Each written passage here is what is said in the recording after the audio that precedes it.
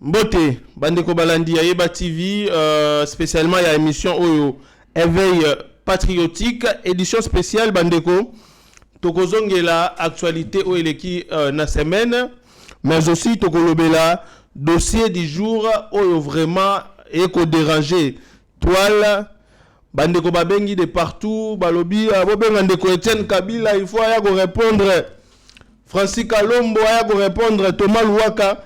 Qu'est-ce qui se passe dans le dossier ya bana ya musée? Alors, toye libino ba élément de réponse avec Yemoko Ndeko Etienne Kabila na émission lelo, vous allez vraiment branché bokoyoka réponse nini Ndeko Etienne ayeli Francis Kalombo ayeli Thomas Louaka. Tokobeta rencontre ya président Félix Antoine Tshisekedi na Ndeko Martin Fayulu. Qu'est-ce qu'il se dégage de cette rencontre? Est-ce que Lelo Ndeko Martin Fayulu est pressenti comme futur premier ministre et gouvernement d'Union nationale?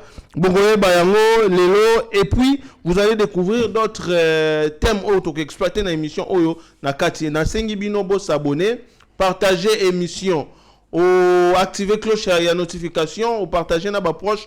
Oyebike ba lingaka Yeba TV ba lingaka Ndeko Etienne Kabila tozana na plateau Mbote Ndeko Etienne na yambio Mbote nanga DG en forme, toujours en forme, toujours combattu mais jamais abattu, toujours dans les combats.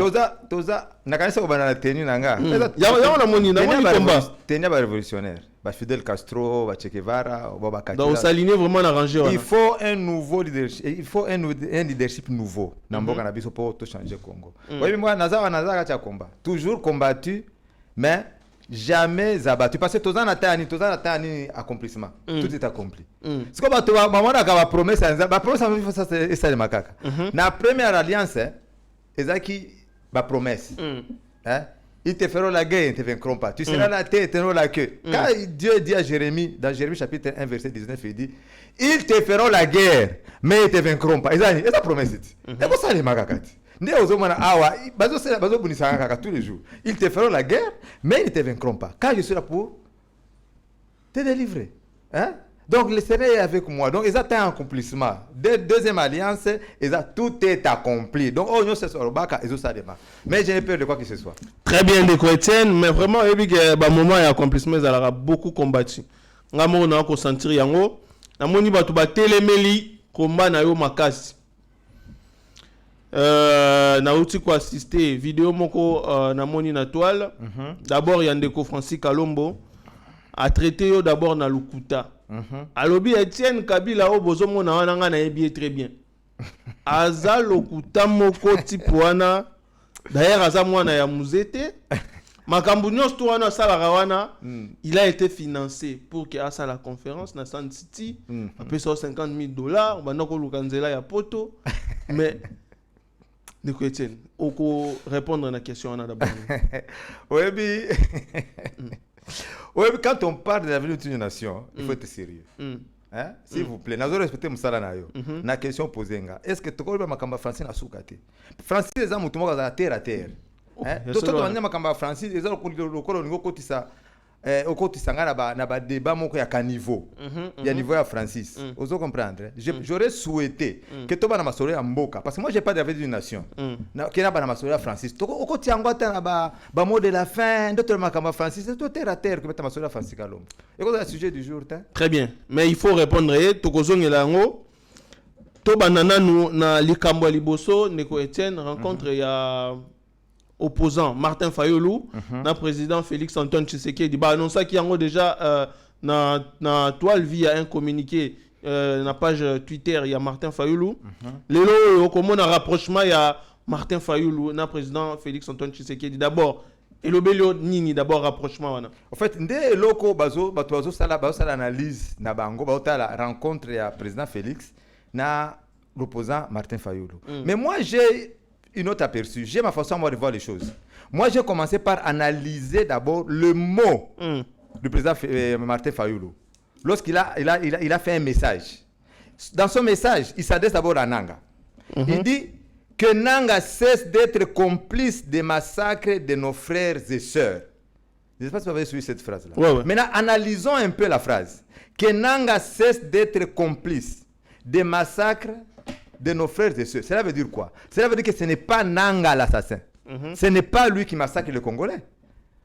Ils disent que Nanga cesse d'être complice. Pour lui, il juge que Nanga, c'est juste un complice. Or, complice, c'est ça la définition d'Ango. Ça peut être défini autrement. Ils ont maître Nabango Azali. Ils ont associé, ils ont aidé, ils ont allié, ils ont un participant, ils ont aussi peut-être un facilitateur. Pas forcément celui qui commet l'acte. Cela veut dire que, si on analyse la phrase, on a attire directement Nanga dans une situation atténuante. C'est comme si ce n'est pas Nanga qui commet les crimes là. Or, nous savons que c'est Nanga le criminel. Moi, je n'ai pas apprécié cette phrase-là, pour commencer. Donc, Nanga, pour lui, ce n'est pas lui le criminel, mais que Nanga cesse d'être complice. C'est juste un complice pour Martin Fayoul. À quelle la deuxième phrase? Deuxième personne, Atalaki, à lobby pour Joseph. À lobby, aucune raison, même stratégique, ne pourrait justifier une collaboration avec ceux qui déchirent notre pays. Donc, il dit à Joseph, aucune raison, même stratégique, ne peut justifier la collaboration. Ça veut dire que ça, Joseph, si on dit bien phrase ou analyser, il faut tout ça analyse bien. Donc, présence chez Joseph Kabila Nagoma, c'est une question de stratégie. Non, tout ça analyse bien. Il faut prendre quelqu'un au mot et au sens. Ça, c'est la phrase. Cela veut dire que Joseph, ce n'est pas lui qui commet le crime. Ce n'est pas lui le patron du M23. Ce n'est pas lui le patron, il y a AFC. Selon Martin Fayoul, si on a une analyse, il y a une phrase. Il dit aucune raison, même stratégique, ne saurait justifier une collaboration avec ceux qui déchirent notre pays. Ceux qui déchirent notre pays. C'est ceux qui déchirent notre pays. Mais selon nous, c'est Joseph qui déchire notre pays. Alors, si on s'attendre que Ngana va raisonner que rencontre na bango, na président Félix et quoi porter ni. Déjà, c'est déjà mal parti. Autant de position naïe. Ce que l'année en peut bien. Alors, Bénin. Il demande à rencontrer le président Félix, puis il termine en disant, en demandant la cohésion nationale. Donc il révèle le langage de qui? Le langage de Yanani ya Bati Lukwebo, le langage de ya Vital Kamerhe. Donc au moins côté donc il est du côté des agresseurs. À parler de la cohésion nationale, comme si cohésion nationale pour eux signifie ne plus reconnaître ou ne pas reconnaître les crimes perpétrés à l'Est. Mais pour eux, donc, il faut que la cohésion nationale. Ils sont sans cœur. Peut-être, puisqu'il il paraît qu'il y a tout ce peut-être, je ne sais pas. Peut-être que les STT. Nous avons perdu le nôtre. Si on a un souci avec les Congolais, peut-être que les Congolais ont des soucis avec les STT parce que nous avons perdu les membres de nos familles dans l'Est. Mais depuis guerre et Banda Awa, est-ce qu'il y a condamné l'agression, a condamné l'agresseur? Mais je cherche à rencontrer le président de la République. Pour l'année. Peut-être que c'est qui avant, parce qu'il y a des politiciens. Il y a des politiciens. Peut-être que c'est qui avant, après ça, déclaration pas que tu es président. Ou bien peut-être que tu as un rapprochement comme un président. Peut-être que tu as un poste, parce que l'opposition, c'est pas facile. C'est pas facile, ce qui est trop. L'opposition peut s'imbater. Ils ont s'imbater, il faut que le poste pour récupérer. Moi, bongo. Nous allons attendre le côté de la rencontre à Bango, le président Félix Tshisekedi. Nous allons analyse correcte dans le but. Non.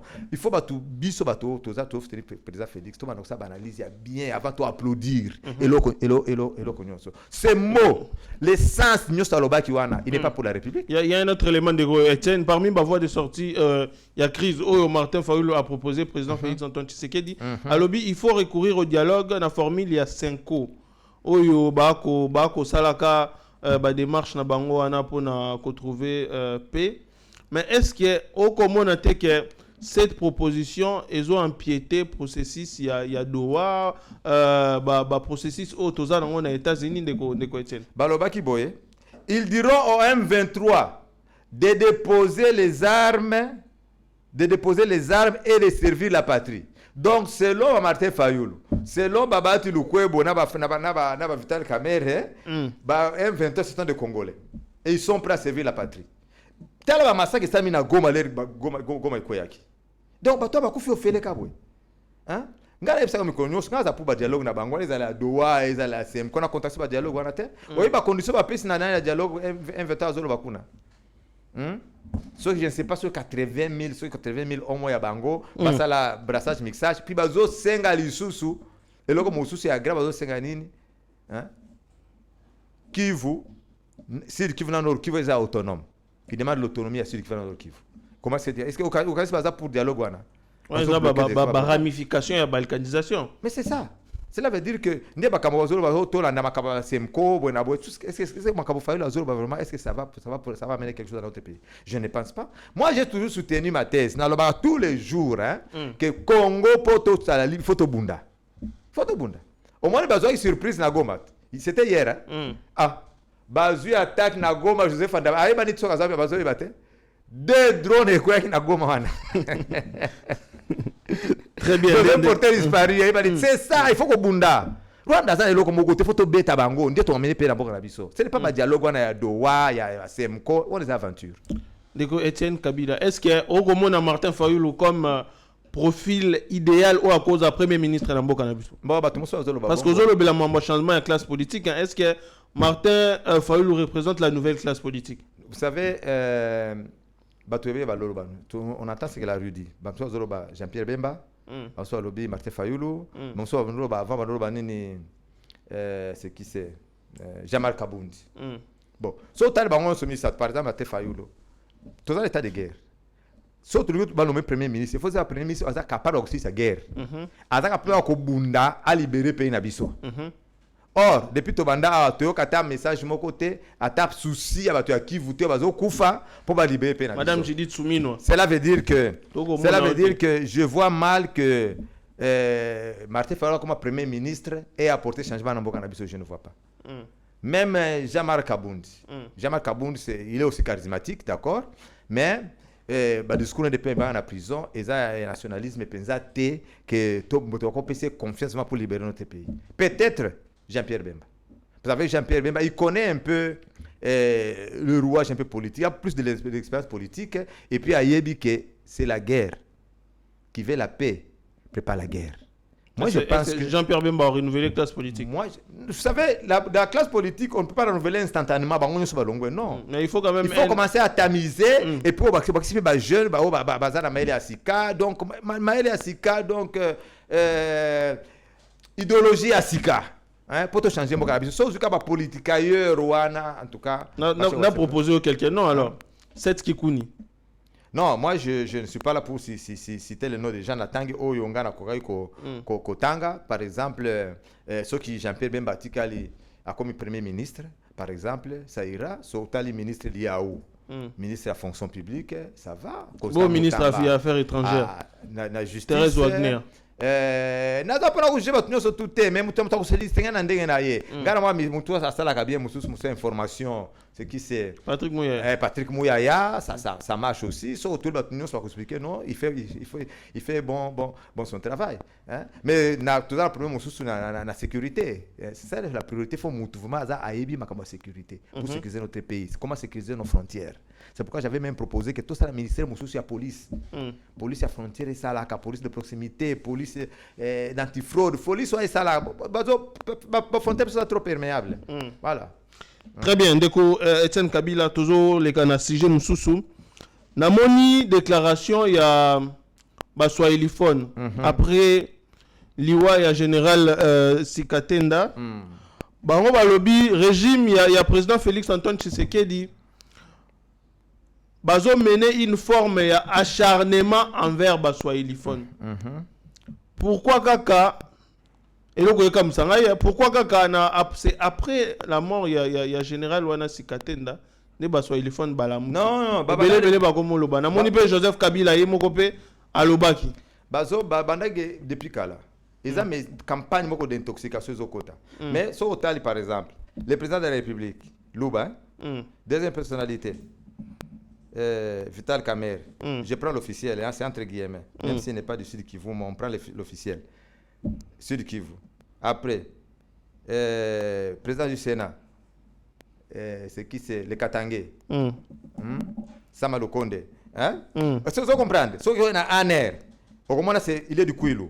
Police nationale, entre autres, Sud Kivu, ok, RDC, Banza Mouilambwe, Katangé. et où est le tribalisme? Vous comprenez? Ainsi de suite,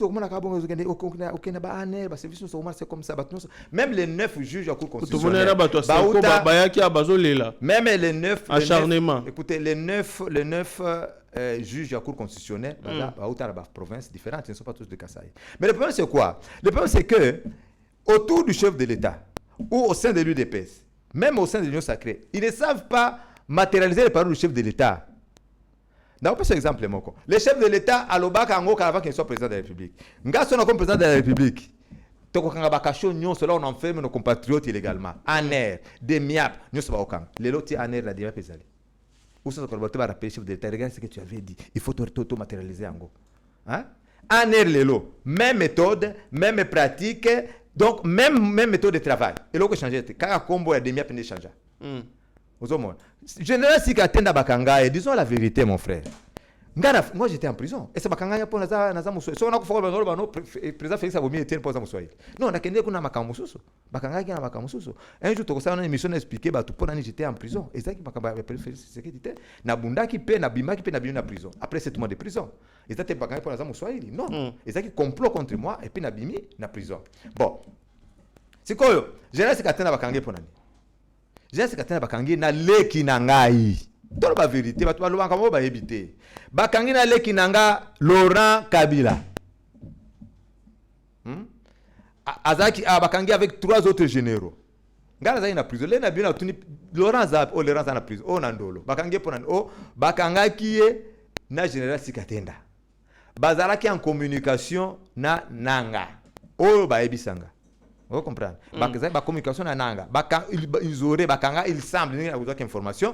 Bazaki na banini ba audio na bango. Oyo azolo bato kanga nani Félix que to kate mutu. Ozo nde bazaki enregistré nde on a Laurent Kabila na Sikatenda. Ozo nde ba information na zwaki. Mais la vie me bakangi Laurent pourquoi? Laurent bakangi aza innocent. Ceux qui bakisene bazana ba plan mais Laurent te. Laurent d'abord peut-tu aza tu bano même hôpital za problème mutu. Il faut pas libérer.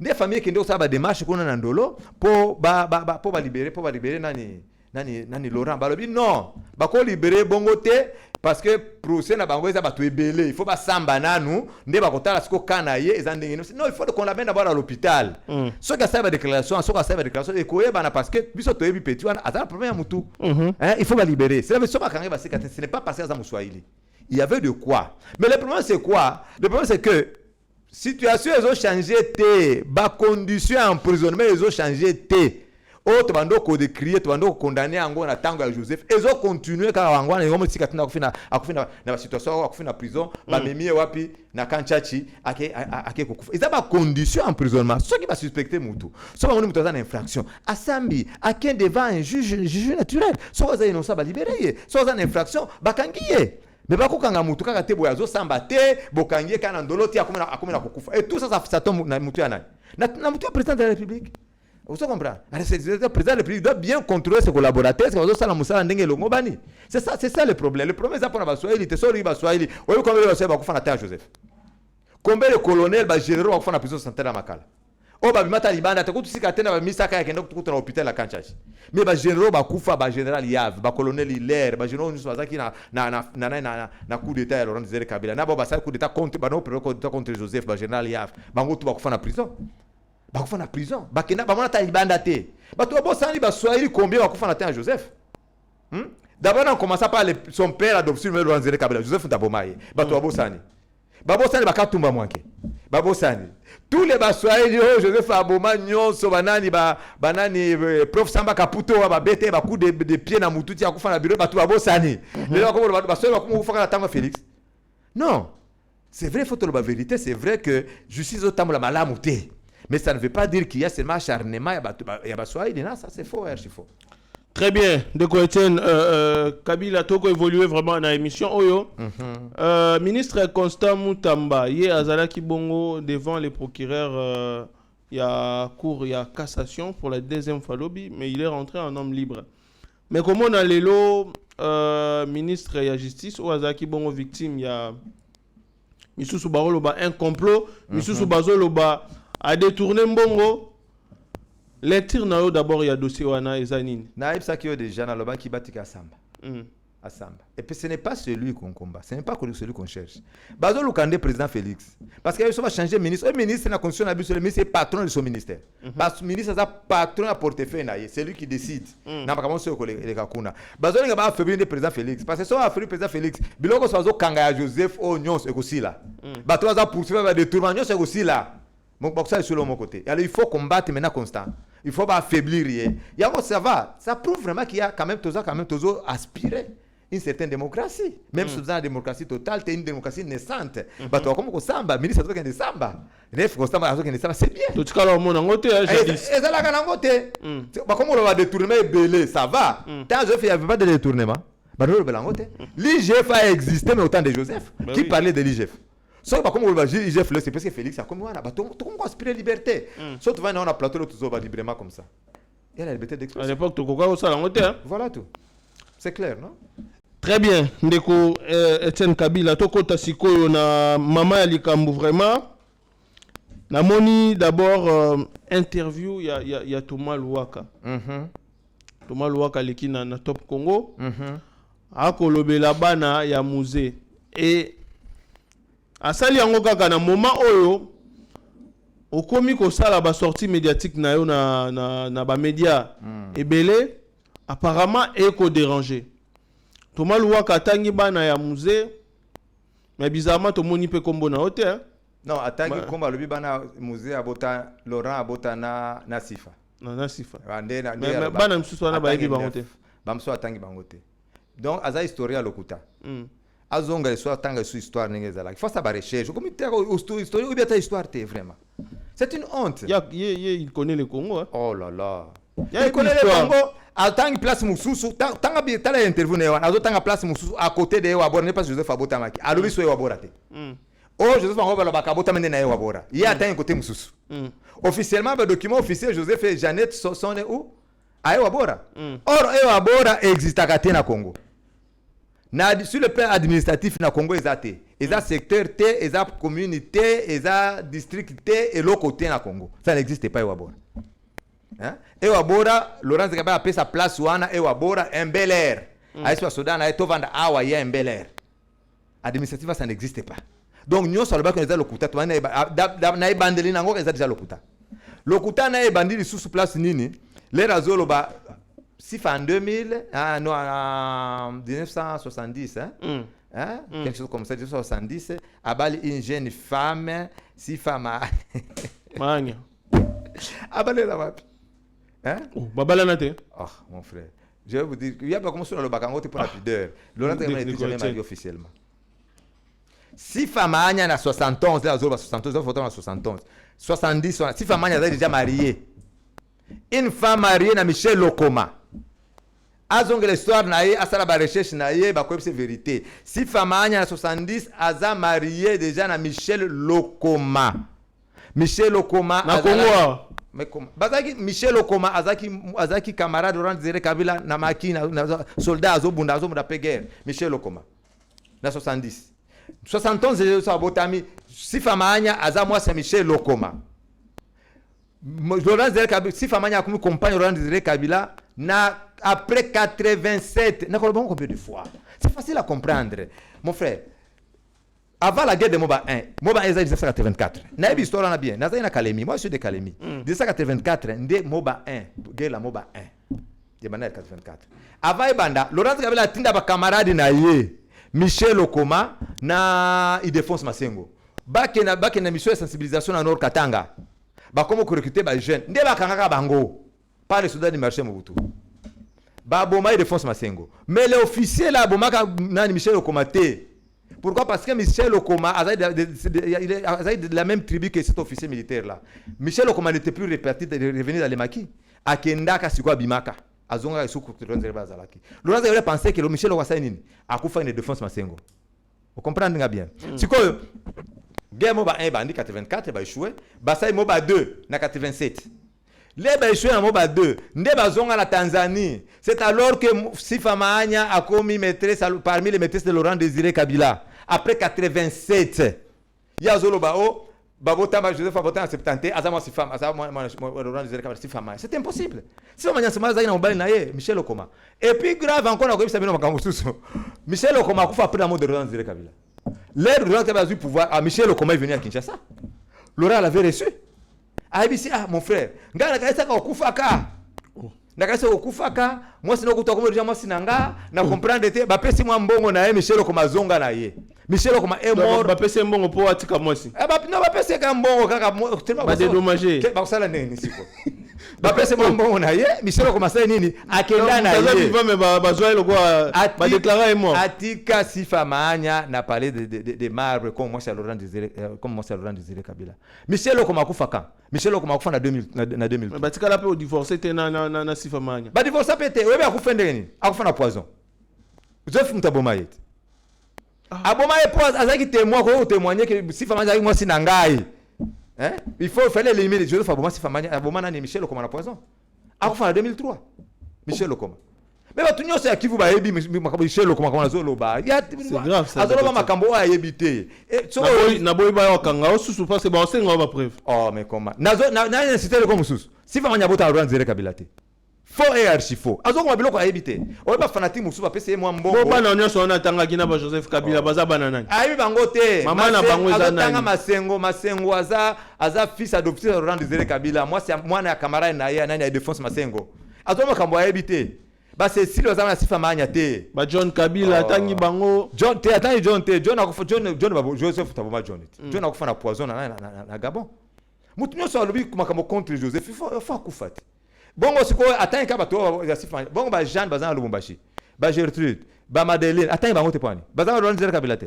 Botolo ngano etier parce que ngaba contre la ka mingi pona do ba contre makambo contre Joseph. Mais bana musu atangi bango te atangi ka bana abota bango na Sifa Maanya. Nde histoire yebi, histoire lokuta. Espère Congo comme bongo te. Na officiellement bana muze boza combien? Oh, bana bazay belé, ngana zana pona compter bana papa ngate ngana je ne marchais pas avec mon père parce que quand il partait fabriquer des enfants. Mais tozana batu mususu baza père papa le kina biso dino ka son ka bazana Lubumbashi. Hein? Azana Lubumbashi aibi s'il ne connaît pas tous mais connaît presque tous les enfants de son frère parce qu'il y a bano tamala Laurent Kabila na ba maki place non sabano kina ba tambla naye celui qui venait nous voir même le tuzaba na mikena Kalemi. Hein? Donc oyazo comment eza lokuta ayebi sabino qui est Michel Okoma so que Michel Okoma ayebi atuna batu ya kala ba ko expliquer batu ya kivu ba ko expliquer batu ya physique ba ko expliquer qui est Michel Okoma. Mais nga osenga ka baila biso certificat ya mariage ya Joseph Kabila ya musée na Sifa Maanya. Exact. Pour le bail azaki marié, c'est vrai, vous avez raison. Ah, exception que c'est certificat de mariage. Pour y confirmer. Exact. Historien, on suppose qu'il a histoire à lokuta. Il a les éléments. C'est triste. Ozo comme histoire lobandi bono comme histoire à lokuta. Oh lulumba lobaki que histoire ba congrès ba kokoma. Tu vas comme histoire lokuta. Pièce sa conviction. Oh là là. N'importe quoi. C'est n'importe quoi. Très bien. Décorétienne dossier oyo ezakaka ko chauffer na toile. Thomas Louaka zaye mon côté. Tozo ngela ndeko Francis Kalombo pour ye makambo lobby azo mérité vraiment une bonne réponse parce que alinga discrédité na opinion. Azana va discuter ngate. Francis Kalombo aza moi, on n'a pas la même éducation d'abord. Écoutez, d'abord. Je ne peux pas reprendre tous les mots, les insanités qui sont sur de sa bouche parce qu'on n'a pas la même éducation. Hein? Mais tous ont quand même l'essentiel. Tous ont quand même l'essentiel. Ado moi Nanjili. Ngai na ngokende orchestre mo boy wana Nanjili. C'est quoi alors bien comme orchestre et comme secret orchestre comme secret. Makamso lobby mais orchestre secret. Na ebiso yebo komoko. Ngaza mwana bandal. Ngamo za Kalemi. So nga pesanga Kombo na Kinshasa na zamana bandal. Vous comprendre? Oebiler quand ma mère a commis na azongi na Kalemi, zo bana mike. Maman lobi bazo bande camarade maman était dans l'enseignement. Même c'est tôt. Omoni comme bato so babi que aux femmes du rebelle ici. Tu ne seras jamais en paix parce qu'il y a une paix te bato na ndungu bazo poursuivre ye makambo ebele. Babi se pose dans la en paix faut adhérer au impère. Nde maman adhérer na impère. Ta organisation. Maman n'a akoma commissaire du peuple. Odomona akoma commissaire du peuple. Après comme c'est du peuple maman a pu évoluer comment mon papa après mon papa balobino aza katangezi te on les aza katanga monete il faut qu'il n'est pas là bango na Kivu parce que son père est du Kivu maman qui na Kivu le ba découpa qui les sud Kivu les Kivu et comme nord Kivu Sud Kivu na Maniema c'est province moko c'est alors que maman a pu qu'on a Uvira con condition féminine maman condition féminine Uvira. Après les années 88, maman Langa a promis jusqu'au rang de Yanania, membre du comité central du MPR. Toyana Kinshasa awa place ya liboso to vanda et pas Willy Mishiki. Baloba na tanga ka bato ko fana utamba to bazana bomo yi. Boki tuna Willy Mishiki. Obi prof Willy Mishiki. Très bien. Les profs Willy Mishiki. Okendo tuna prof Willy Mishiki. To ngala la mbete ya Willy Mishiki. Na rue Apate na Lemba.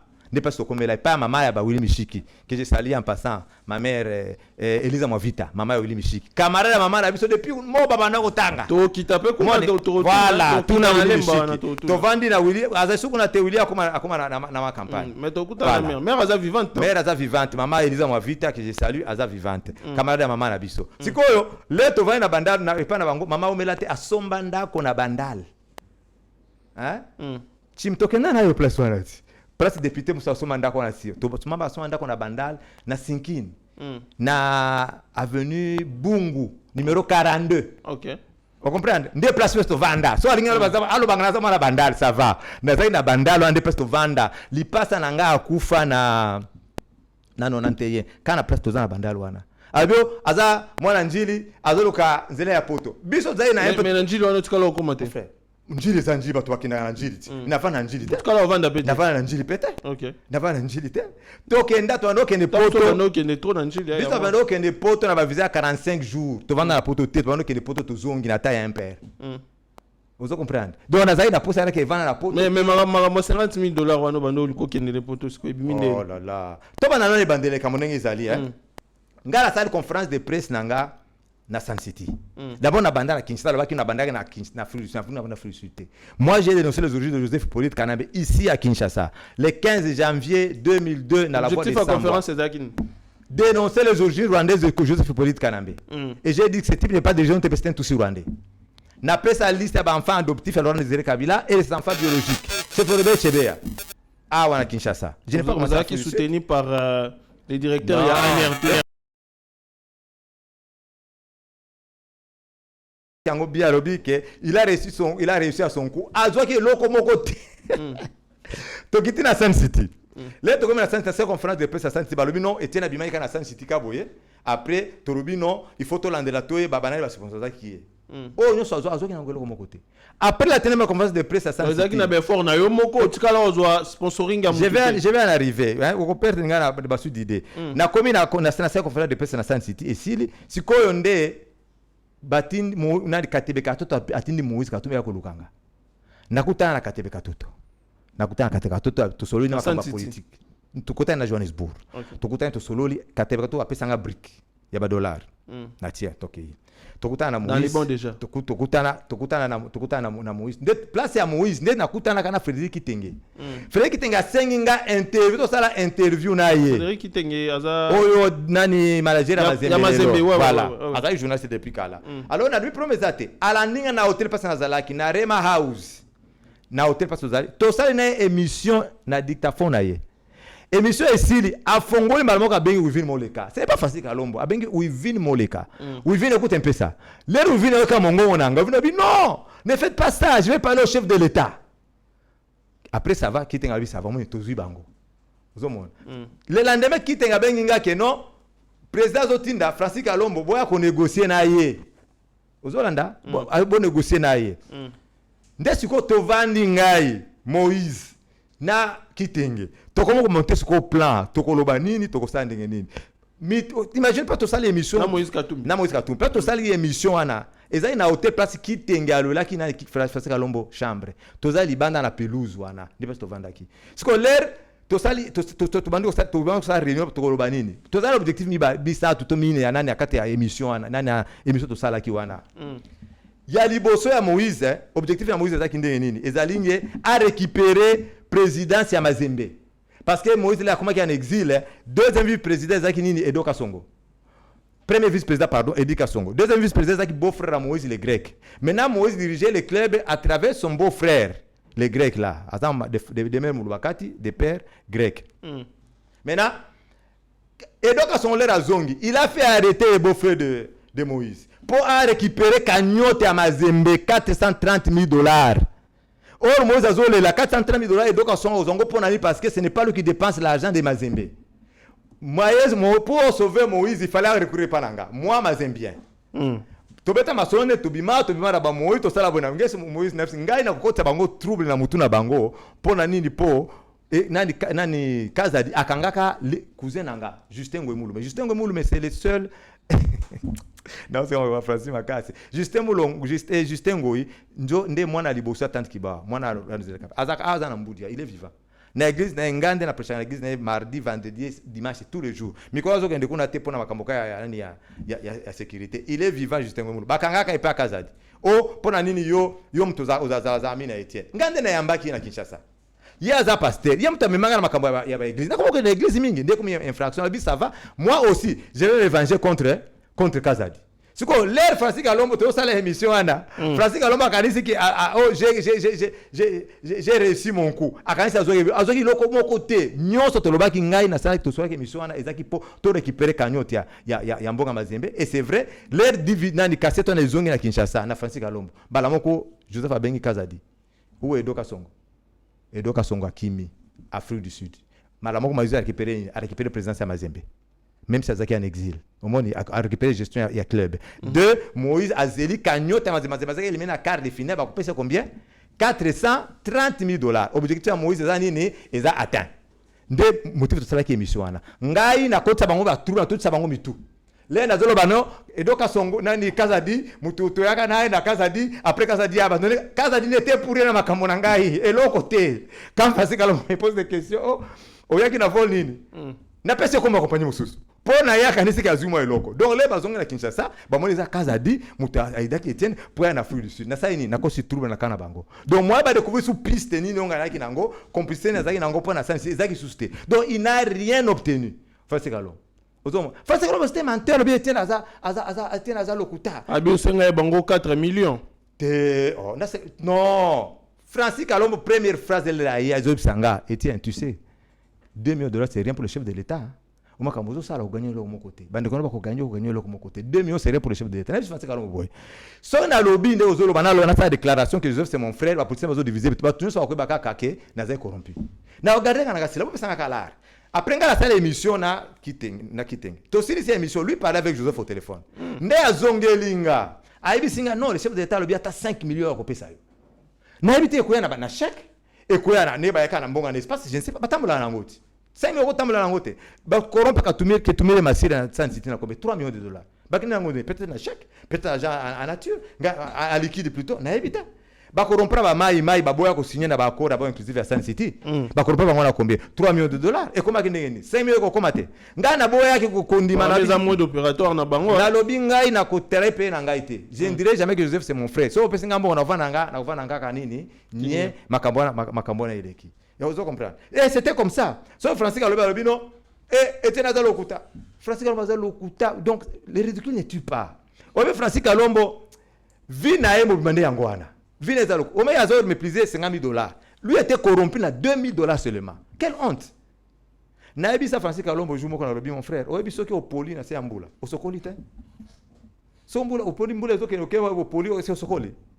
Ezaloko la lobi olie ovimisi libumbo. Après on vient tondi au-delà de pondu ta mususu les ba pesi o mami sunyo bi misunyo za nali ana ba sata muke ça veut ça ni otonda kité ndelo ba français bazo mikosa akanisa za na mboga za na mbongo te biso tozo luka kaka ba corrompre avec $2,000 par Moïse Katumbi les Francis Kalombo alinga zonga Moïse abisi ke beau frère nanga baza okanga yekuna parce que je suis capable de faire libérer Moïse le bisa so le faire libérer na ko $5,000 ba pesi $2,000 comme avance. On a fait libérer nos beaux-frères, les Grecs, beaux-frères de Moïse. Après, si ma soeur qui réussi, Moïse a payé $3,000. Il y a un temps bon et bien, ça va bien. $2,000, on va payer ça. Les communes qui sont malheureusement, beaux-frères de Moïse a déjà, déjà expulsé. Vous comprenez? Ne vie à Francis Kalombo. Francis Kalombo saute utiliser terme bien. Francis Kalombo va Mukala. Hein? C'est ça le terme qui nous a. Mukala. Mukala. Oui, ne vie à Francis Kalombo. Dans Mandian.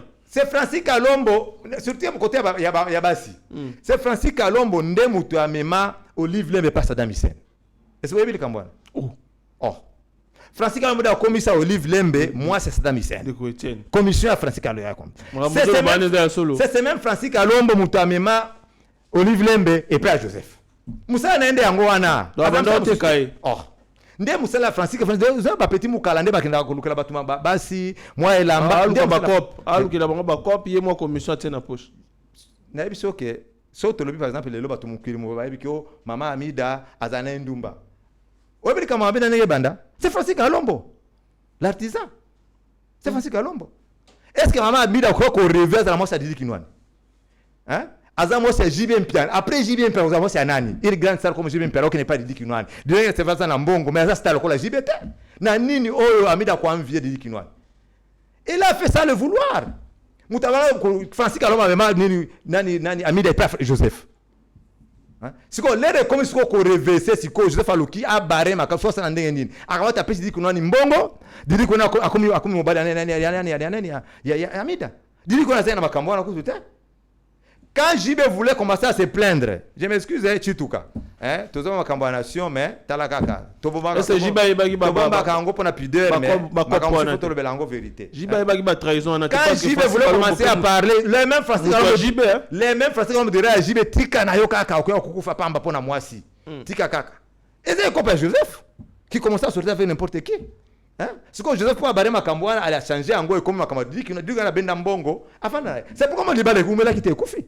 Lelo mama Amida alati kashi ya mabe asanja bibali pamba siko ça va vendre kabwe pamba hein ndio moni ba kamera ba moni ke mama Amida zasu na mobile te ale bakomo ko ba kamera bakomo ko ela moni ba na ba Francis Kalombo non pas kamera pesa ka Francis Kalombo non Francis c'est comme mama zasu na mobile te osande il faut ba mbele bakomo ko ela ba to ba ko la katelo ko ba kamera suki ya pembe okumuluka ngao ya pembe owana suki ya pembe déjà ndio kumuluka na lukata metis na ba Francis Kalombo. C'est grave, mais a comme le suki ya pembe a comme lingani mwana emene ça c'est grave mwana nani ya Francine ozo comprendre akio la nani mwana ya Francine azaki Liliane plutôt moi c'est la métisse abota pas métisse Francine comme linga pe métisse na suki ya pembe donc pendant la jeunesse a besoin que tu aies encore juré. Hein?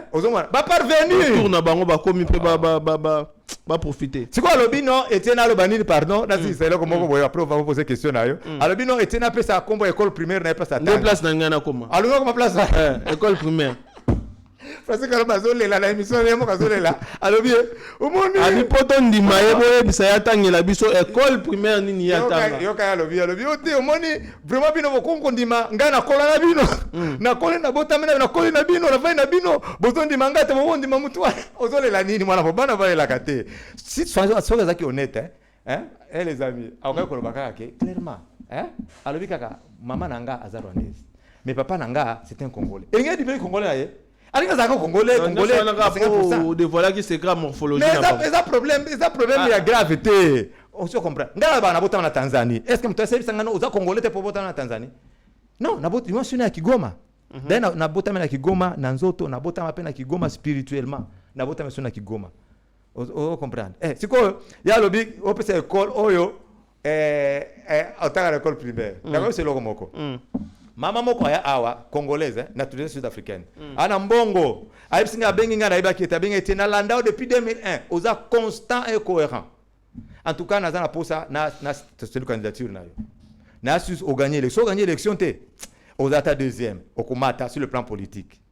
balobi caution za $100,000 ngana opesa moi $200,000 nanga ça va mais il faut natona nzambe est-ce que na gagner l'élection ana dans mes prières nazoma na chiffre 20. Ce qu'on gagne à la date de naissance le 20 décembre. Na comme je non en tout cas 21 ans donc président confirmé nous avons confirmé que ngai na gagné l'élection ana. Na esi nazongeli na seni. Na zoba document nyo soit formulé nyo soit pour candidat à la présidence. Na zongi. Les na koti na prière profonde. Le Seigneur me dit non. Muto gagné l'élection. Et ça candidat numéro 20. Hein? Ce qu'on a monaki na botami le 20 décembre. Le 20 décembre du jour élection kozala, il y a un candidat numéro 20. Le candidat numéro 20. na uza candidat numéro 20 était qu'est-ce qu'il faut na c'est la candidature quoi numéro 20 et puis manani président Félix candidat numéro 20 ngala wotame le 20 décembre il est candidat numéro 20 élection ça va wana no futi baba mbongo wana na futa pe sustain na ibisi maman en tout cas nzambe abisinga eta candidat numéro 20 mutu akuganye élection totika kaka obena obi wana eloko mpona nini parce que l'air basali siko élection président mena combien de pourcents hein boyebi pourcentage ya président te bobo sani plus de 85% je crois 73 combien 34 vous comprenez des pourcentages dans l'école primaire au français quand on bazoloba na 6e primaire maendeleo na ima primaire de la classe ake l'école primaire maendeleo na académie na pesa na référence ake na académie tu na ngai na za primaire de la classe na 6e primaire comment école nini école primaire maendeleo avec le directeur Bwanga Mbuyu okay. Maître na ngai ya 6e primaire comme on a John Banza ton nom est vieux John. Après ça, on a fait atika na université. Na luka kaiti lelo. C'est ça mon maître de la 6e. Bah mon cher, bah tu vas gagner ça que kozala kozo komba Kabila eza to luka mpona mbongo. Non, eza mérite. Et puis nous on a souffert hein. Biso to souffra. Hein? Na komba Kabila wana. Tozo beta bal na bomwana soko sali trop kanjam ka pa moninga na fingo yo, mwana rebelle. Oui, mwana rebelle ça sonnait comment à l'époque? Eza qui insulte. Ngana uta Lubumbashi nazo kende Kalemi nakuta ba masa nanga tovanda bango epa na biso tovanda na state tovandi mutu moka lekiwa na zapi masa na biso na pesa ya kombo komone Kalele na bosa na kati Kalele ndenge nini ayibisinga yo osala na ngai yo afamu kufinga yo afinginga ote mwana rebelle eswanga makasi yo bi papa no Kabila isika zalina zamba kuna siko ba masa so bavandi kanye bazotalanga kaka do bango so ba epi histoire papa na Kabila mais ba ibisa siko masa zu kureza kufinga lera akene bisinga te kolanda yete mutuna ebeta déjà akalele mutuna ebeta mutu ebeta nazaka mal à l'aise siko biso to changer ba kombo po ba biso titwa bana Kabila na 84 le guerre mo ba wana mama abirungola biso na Kalemi moi je suis né jumeau to longwa na Kalemi to keva na Lubumbashi pa onki na biso mama somba ndako na Lubumbashi na kipushilera za ki commissaire du peuple to keno vana pa onki na biso na Lubumbashi to kima guerre mo ba wana avec comment na Kalemi za ina mo ba mama kimisa biso déjà na Kalemi mon jumeau mort en 91 l'autre na bandal ozo comprendre parce que na pesi école primaire nanga ngala ko senga na batuna ye ba yebisa Francis Kalombo apesa ko koma mama na ye mama na za mama na ngai ba yebiye Marie Françoise Kiza Kabeja Punda le bano bengeka natanga wuto bano bangoka nini Kiza Kabeja Punda ba Marie Françoise bano tanga ngote ba papa mboso ba yebiye basala papa mboso mama yani Zozo Ambombo ba yebiye aketa la nani prof nani VTP ayebiye aketuna bango mama nanga wana ba yebiye mama nanga kufana Australie il était à Kinshasa quand j'ai commencé mes déclarations et puis le kutane o mama nanga leka na télévision o alobi makambo eteno azo sanga na biangote ala kisa extrait interview ala kisa yango hein mama tikala olobate jamais mama ya couper mama so mama balinga bomaye oh jour ba bomaka aimé balinga bomande mama nanga abika kana lobaka ngo tous les jours mama nanga abika ka passer azaki na veille de prière on comprend Francis Kalombo le kuta. Donc lui vit na ende yango wana donc il vit de ça de la mendicité oyebi nazo na sala émission mosusura na mutu na journaliste na ye journaliste na ye après l'émission journaliste Francis Kalombo journaliste azo de ce qu'on solo après l'émission na masolo oyebi Francis Kalombo asala meeting na ye awa les candidat député national asala meeting moko pamba pona ni tala ba voyou ne ba tondaka na meeting na ye aiba ina mabe ba de voy ba to ba miss mobo osenga kai kambongo apesi ngo pa yakimi asa su meeting pe lisusuté na bi oui c'est parce que aiba ni d'accord aiba ni mais aiba ina mabe siko monde ya yende monde ba voy wana monde ya melibangi monde ba to amela putulu ndi monde na wana siko kasi ba to ba kuza comment ça pour voter ndi monde na siko yango na epsa kyote to beta masolo ya mboka ke to beta masolo français to tiango na suka yo siko minga masolo belé Francis Kalombo on dirait ndé comme sujet donc azoki ne loko moko te na Sun City a comprendre ki te je to sala ki ngai na Frédéric Kitenge na Moïse to sala ki po moto récupérer ba bongo ya kanyota combien na liaki na liaki bien hein mission des acquis accomplis yete azoki ne loko moko te information na pesa ki so na bimaki na mutu fulani ki ngai ndeto ezali nango lokuta liaki kitoko ozo comprendre albi on na poto na bano ki nzela ya poto na flux support ki ne peut $3,000 hein 4 000 $ okena opoto siko zolo bana zana 50 000 $, siko 50 000 $ okena poto te. Bon, imagine toi mon frère, nazana katebe katoto. Ça coûte combien pendant qu'il y a des poteaux? Moïse Katoumi m'a dit Etienne, au moins il awa, naza sur mbongo te. Nazo na kende Belgique, na fungula compte bloqué na ngai eza na Belgique. Comme ça, yo pesa nga passeport, et nani photo passeport. Nat na na Zambie, ba miselo passeport zambien. To kende nzela moko na Belgique. Nga na boya esi Moïse te. Naza posa kende Belgique te. Mais pour ça, na kende Belgique te, et puis de deux, na ko passeport zambien te. So na passeport zambien, c'est supposé na komi zambien. Ozomona na boyaki so ngena poso okele poto ozana Moïse Katumbi okele poto te hein le Francis Kalomba zo ba tambola ponani c'est pour la mbongo ba Moïse apesa bango na mbongo ya campagne a ndi ake vana na poser ça ina mbongo basa la campagne pe ba lia ka mbongo Moïse Katumbi pas za Zambia solo yo kanisi ba tuso bazo sangana o baza ba solité douteuse ponani pour ba défendre cause na bango basa na Olivier Kamitatu papa na ye Kamitatu Masamba noir moi papa Olivier Kamitatu noir Kamitatu Masamba za meti ça je toi so to lobito lobate hein Moïse Katumbi papa na bango zana le papa na bango zana ni c'est Soriano hein aza congolais babemba bazana Zambie baza pe na nini na Congo nde Moïse mi pesa o naza mutaka shobwe il faut te vérifier tina soka za wapi eza kama ba Rwandais te o pisa ba Rwandais point non ça ne va pas vers le Rwandais yango tozolo bangala kotika te ko dénoncer makaba ba Rwandais wana le na lobby a makambo ya matata mponyo yo combien de personnes ba benganga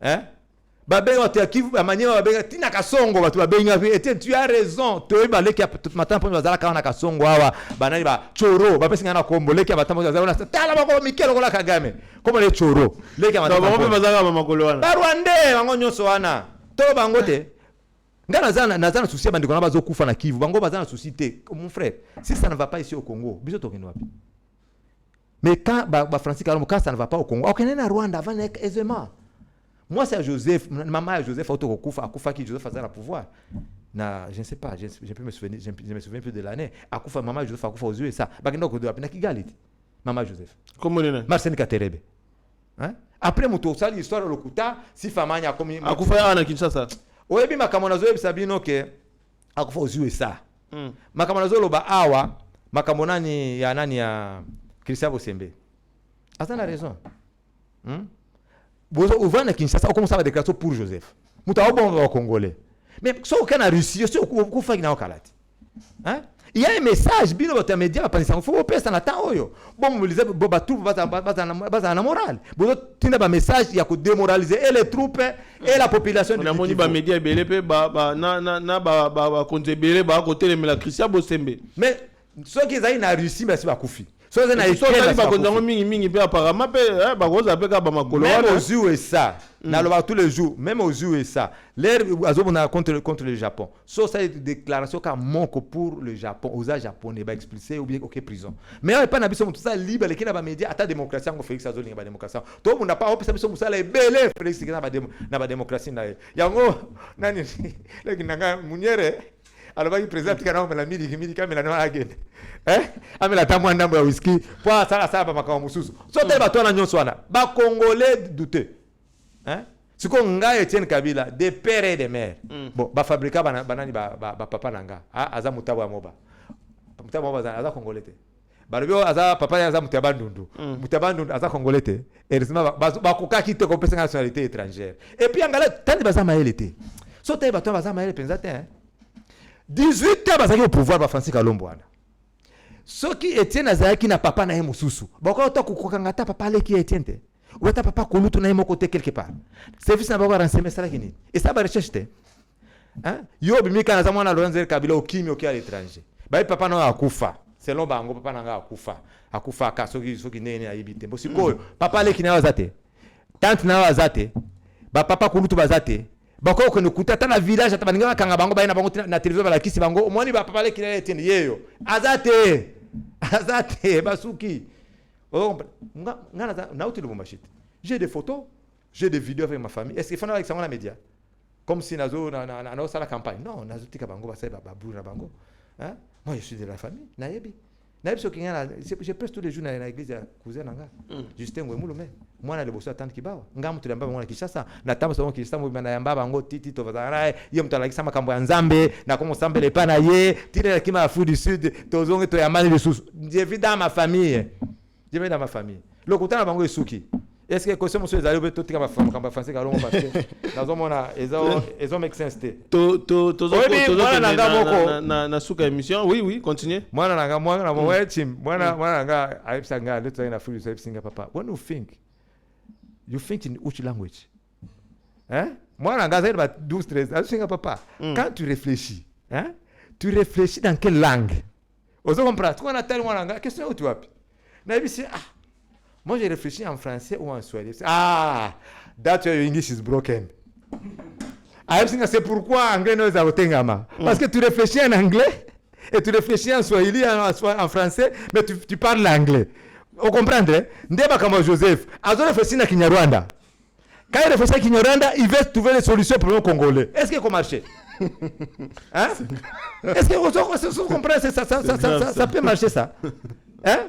Tu connais la émission na anglais na babi Joseph Kabila le Kinyarwanda te hein alobi pardon alobi a cette émission na anglais yo e bien anglais te on va apprécier que bien anglais hein mais ngana yoka c'est l'anglais de la rue o yoka ayo kola na Uganda o ba Kagame kenya na Rwanda et c'est la grammaire te hein yo so ngana zolo ba anglais ba diko ba o mene zolo ba lingala we nina ba pe anglais mais yo muto bien anglais te comment que tu zolo ba anglais bien mais bana nanga ba bota ba ko na fuku ba korija kanga ba ko sa papa wana za grammaire te grammaire ba lo ba kaboy hein nazali na prison question na ko bosa nango te nazali na prison to so na Afrique na prison na Afrique du Sud to so na Afrique lombo na nani na ba message aibi singa hein pourquoi tu ne m'avais pas dit ça? Pourquoi ne m'as-tu pas dit? Parce que pourquoi tu ne m'avais pas dit? Et ça la grammaire. Pourquoi tu ne m'avais pas dit? Non, on dit pourquoi ne m'as-tu pas dit? Hein? Après, Nabi Français va tenir trois messages.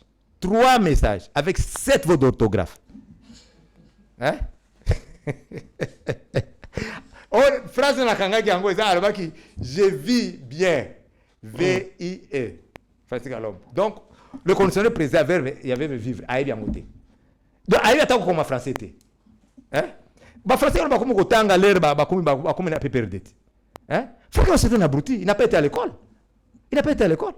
Ndeba Claire ba ngosana ba Joseph na ba Moïse ba ngomo kotanga ba comme na pouvoir. Hein? Ndeba comme kotanga. Atanga. Oh te na akimi ma na nani il faut qu'il ait kiniti.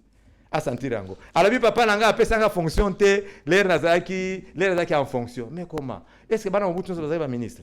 Il n'y a que le seul qui était connu Niwa. Qui était ministre des Affaires étrangères et coopération internationale. Mobutu apesa bana musuya ba o bazana rubashi bana ya Laurent. Eza apesa ngo misala. Nga apesa nga musala o convenir na classe o ngala tanga. Avant de faire l'économie j'avais fait la criminologie. Les nègres papa qui nga sali criminologie parce que nga utana papa a na Kinshasa, ya ngona lobaga lingala na Kinshasa na 88. Les mamans nanga comme membre du comité central, ndena Kinshasa to ya na Kinshasa awa. Les maman Nathalie Atali qui a cette criminologie, mais ça va. Est-ce que l'inga vous a la police au côté musala na police comment peut gêner c'est papa te. Nanga vous a la police te. Moi nanga ba forme na ba filmer pour ya ba filmer ba filmer ya ba policier nanga vous a la cara détective privé. Mais ça va comme ça il faut aller en formation. Tu peux pas comme ça de travailler comme ça sans formation. Tous qui 10 personnes, 12 plutôt. Tokena na cartoon na formation. Il y a l'enseignement. Tokena cartoon tokena sirte. Les tozongi ndenga na format groupe nanga alpha omega. Hein, il y a sécurité. On dépendait que du chef de l'État. Ezaki apina immeuble de you na avenue de l'Équateur na Gombe awa. Na cabinet ambassadeur itinérant Freddy Mulongo Munu na Mukena. Ndebe so bando sala. So il faut passer comme ça. Il faut la président de la premier ministre. Hein? Si ko bana Laurent Gabriel baza bango ba yebi bango ba Jeanne ba bazo musala. Hein? Après ça on musala te. Hein? Très bien. Question les Guinée. Pour revenir à votre question. Question à Souka pour tout Silista émission. Oh, ce qui n'a Francis Kalombo. Mambo Francis Kalombo en tout cas, je pense que tous de la réponse na ebongo to kozonge daye. 35 ans après République démocratique du Congo et obtenir siège comme membre non permanent dans le Conseil de la sécurité des Nations Unies. Au Monaki, victoire diplomatique au Nandeng. Ah, et ça bien, parce que tu comme quand même un interlocuteur, quand même, dans le monde, parce que Kala, bateau, ça représente tout sur Rwandais. Organisme nyonso ya ONU, Kala. Ils ont Rwandais représenter Kabiso, bateau si wana. Non, les biso ba Congolais to kenda. Aza Congolais, mais Rwandais ba lobela. Comme on a un Rugabo. Aza Congolais, comme on a Rumwagira. Oh, aza Congolais et Sud Kivu, ne pas de représentation na ONU. Wana za quand même succès diplomatique que vraiment to comme président na mwana mboka o azosala nini représenter biso. Ozo comprendre exactement kamba ya ba Rwandais te bravo chef de l'état pour nani diplomatique. Na ya suka ezali Francis Kalomba avec Joseph Falba Kinyarwanda, c'est celui qui m'avait dit. Lui Francis Kalomba m'a dit, et tiens, tu sais que Joseph parle bien Kinyarwanda. Hein? Ce qu'on a tu sais, moi j'ai reçu Francis Kalombo, j'ai rencontré Francis 3 fois en Afrique du Sud. Ce que soit zoanga na audiovisuel. Hein? Et bongo oyo nani image de la kondi mango. Tokuta na deuxième round de Sun City, tokuta na naye. Nakutana naye na bureau na ngala Uville. Na Uville. Na mani kama utabenga téléphone. Oh te naza awa na ngina mona, to apo naza na Uville. Na bise naza na Uville Anta contre Francis. Hein? Aya na bureau na ngaza ilikola matili ko to solo na ote wera na moni uzamba ordinateur ebele uza bien mais to zonga na kina msina zonga kusani ote kengo zo zonga seketa zo zonga ebongo yo zonga kaka na kina bité moment na ngako zonga ils disent non tu veux t'entourer de certaines garanties on est là on va arranger hein mais au lieu de la vérité na comme ça Francis conseil moko to na suka makamba Francis hein asala effort a présenter maman na ye. So maman naye aza tusi alors bakaka ma mère est tusi donc des fois au PC ka yangwana tusi rwandaise c'est ça problème té et puis soka abibongo asuki si pe débat olibika ma mère est tusi rwandaise et c'est dit boso a présenté maman ni congolaise azate maman aza tusi rwandaise azate mais depuis qu'elle a messé à présenter il ne pouvait jamais être l'ami de Joseph soki azaki tusi azaki na makila ba tusité na lobaki makambo ya nani ya Saddam ya bano pesa Olive Lembe pas Saddam Hussein bonima kiti Orique Francis Kalomba c'est le premier suspect na mort na Saddam Hussein Francis nani na longa na Maroc Saddam akina moi ngaza professionnel ya renseignement moi je parle avec des preuves avec des pistes na tebe na piste boluka Saddam abano bela Erni akenda se faire opérer na Monaco. Moutana visité na Monaco au ando de la famille, c'était Francis Kalombo. Ça n'a pas comme un poison. Premier suspect à moi, c'est dans pour la famille Mobutu, et ça Francis Kalombo. Très dangereux. Hein? Mais nga bano bete bakara to sympathiser hein comme des amis, on s'est tapé sur les potes, moi je l'appelais toujours petit frère. Toi tu es l'ami de mon petit frère, tu es un petit frère. Tout ça va blague na biso. Tout c'est ça. Ce que l'air abandi siko ote ko ça va déclaration contre nga nena na popula kieti. Ce que a mona lobi bona bombi na omi mwandambo na zele sur ça. Obi misi na ndio sauter. Te nga mimsaka ndio sauter. Nga mimsaka ndambo. C'est grave ça. Bakongomani, je pense que bozu vraiment biano na ba question na makambo e banda ki ko déranger bino semaine o mobimba bobengi ndeko Etienne Kabila yeyo apesi ba élément de réponse na ye na makambo etali Francis Kalombo Thomas Louaka ndeko Etienne Kabila to komina suka émission les mots de la fin. Les mots de la fin, la patrie ou la mort, nous vaincrons. Ganaza combattant ya première heure. Moi je suis né d'abord en exil. Donc on a d'origine rebelle. Hein? Donc bitumba kaka nazo expliquer président Félix président tozo bunda pambate. Kobunda il faut continuer kobunda. Soki tosuki si nani biso na diplomatie, on n'a pas vengé nos morts. Et puis la guerre à tout prix. C'est la paix à tout prix. C'est la guerre pour toujours. Mouvement Mosusu Rozonga. Président Prometa Kibiso. Au Prometa Kibiso que tout le guerre de Koussi, là, vous allez quoi, les boxotes, brassage mixage, et vous allez bon côté. Tout le temps, président, brassage mixage et zalaté. To bunda kaka. Si on va aller jusqu'aux affaires suprêmes, hein, to kende. To za prépara kubunda. Na sengaki ngai, na sengaki bibundeli. Na kena est. Na no gouvernement epé singaite. Na zozela. Nga to sala pona kubunda pona mboka na biso. On s'est sacrifié pour notre pays. Nga loba qui jusqu'aux affaires suprêmes s'il est faux na kubunda. Na loba depuis 2001 tilelo na changé langage na ngate. Na za après na ozela ba konzibo pesa biso bibundeli to kende bunda. Moi je suis mai de longue date. Na ozela bibundeli to ke bunda to longola ba tusi na mboka na biso. Il y a pas de tusi congolais. Ça n'existe pas.